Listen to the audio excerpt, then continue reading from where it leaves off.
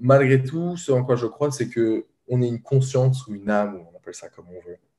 Mais je crois qu'on ait une conscience intégrée dans un corps charnel qui est un corps humain.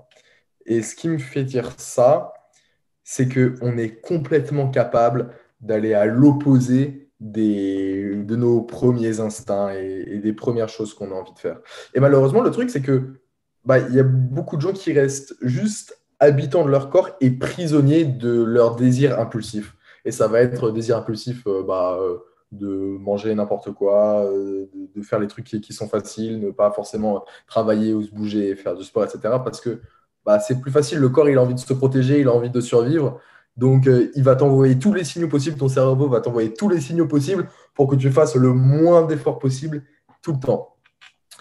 Et en fait, beaucoup de gens, effectivement, ne se rendent pas compte qu'on est bien, bien plus que ça et qu'on peut complètement se détacher de nos instincts, de ce que nous dit notre cerveau de manière générale, de aussi nos émotions. C'est pas parce que tu ressens de la tristesse, c'est pas parce que tu ressens de la tristesse que tu es triste. C'est pas forcément parce que soudainement non plus tu ressens une joie immense que en fait tout va bien aussi. Mhm. Et il faut réussir à faire ce truc-là. Et en fait, tant que tu n'as pas fait cette division et comprendre que tu es autre chose que les impulsions de ton cerveau et tes hormones, etc., etc., tu restes habitant et prisonnier de ton corps. C'est un peu la première étape de conscience.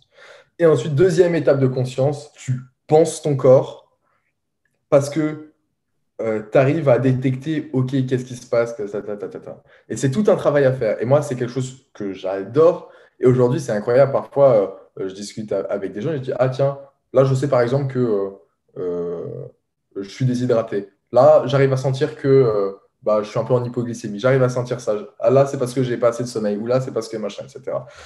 Et apprendre à se connaître comme ça, c'est une merveille et ça te permet Mhm. d'avoir une liberté incroyable dans toute ta vie. Mais effectivement, il faut faire ce pas-là.